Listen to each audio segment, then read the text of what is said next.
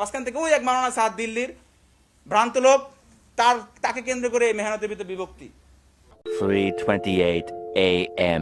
আচ্ছা রায়হান ভাই, বিষয়টা হচ্ছে যে আপনারা তো জোর ইস্তেমা করলেন 2 তারিখ পর্যন্ত। 3 তারিখে 3 ডিসেম্বর আপনাদের মাঠ ছেড়ে দেওয়ার কথা ছিল। না, মাঠ ছেড়ে দেওয়ার কথা কোথাও ছিল না। আচ্ছা, আপনাদের যে জোর ইস্তেমা চলছিল, এরপরে তো ছাত্রপন্থীদেরও একটা জোর ইস্তেমা হওয়ার কথা ছিল। হওয়ার কথা ছিল, তারা করবে, তারা কোথায় করবে তাদের ব্যাপার। মাঠে করার কথা ছিল না। মাঠে করার ঘোষণা সাদ সাহেবের লোকেরা নিজস্বভাবে দিয়েছে। তাদের মাঠে ঢোকার কথা 4 ফেব্রুয়ারি বেলা 3টায়। মানে আপনাদের জোর এটা ইস্তেমা প্রশাসনের সিদ্ধান্ত। মাঠ আপনাদের নিয়ন্ত্রণেই থাকার কথা ছিল। লিখিত আমরা তো মাঠ প্রস্তুতির কাজে ছিলাম। আমাদের নিয়ন্ত্রণ শব্দটা আসতেছে কেন? ইস্তেমা যে হবে, এখানে তো ফেরেশতারা এসে, মাফ করবেন বলাটা ঠিক হচ্ছে কিনা আপনাদের এই ভাষায়, এখানে তো অটোমেটিকলি প্যান্ডেল সেট আপ হয়ে যাবে না।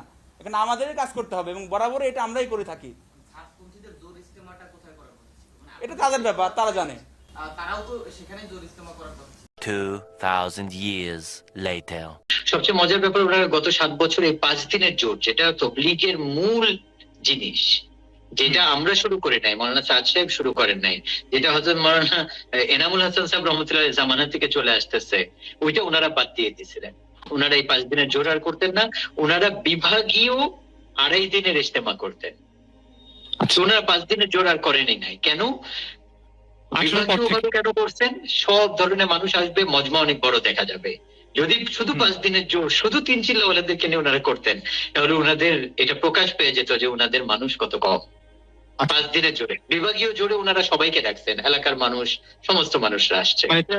7টা-8টা জেলার সবাই একসাথে হয়েছে, তো ওইটা হিউজ দেখা যায় স্বাভাবিকভাবেই। তো এটা আর আমাদের যেটা হয়েছে আলহামদুলিল্লাহ, আমরা তো পুরা গত 7 বছরেও আলাদা হওয়ার পরেও আলহামদুলিল্লাহ, এবং তার আগে থেকেও আমরা জেলাওয়ারি ইজতেমা করি। 64 জেলায় আমাদের ইজতেমা হয়।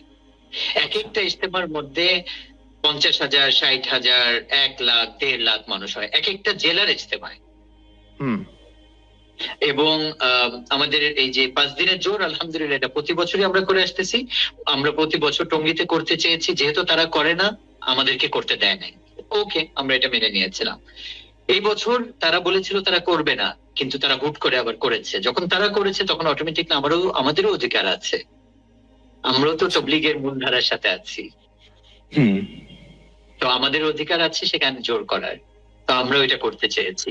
এই করাটা কি, করতে চাওয়াটা রঙ্গি ময়দানে আমাদের জোর, এটা কি আমাদের জন্য, এটা কি দোষের জিনিস?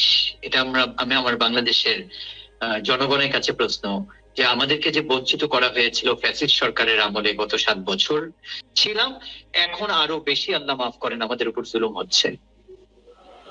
আমাদের মুরব্বীদেরকে আসতে দেয় না ইন্ডিয়া থেকে, আমাদেরকে কাকরাইল পুরো বছর তারা ব্যবহার করে, আমাদেরকে মাসে 2 সপ্তাহ দেওয়া হয়, এবং প্রথম ইজতেমা তারা করতেছে, আমাদেরকে দ্বিতীয় ইজতেমা।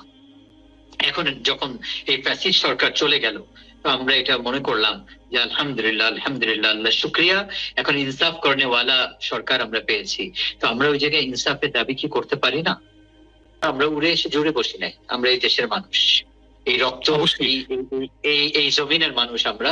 তো এখানে আমাদের একটা অধিকার আছে, মৌলিক অধিকার যে 16টা, তার মধ্যে একটা অধিকার, যে যেরকম ভাবে তার ধর্ম চর্চা করতে চায় তাকে এটা বাধা দেওয়া যাবে না। এটা মৌলিক অধিকার বাংলাদেশের সমস্ত নাগরিকের।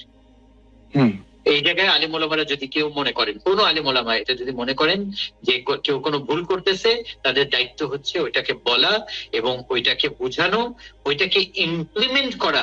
এটা আলিম ওলামাদের দায়িত্ব না।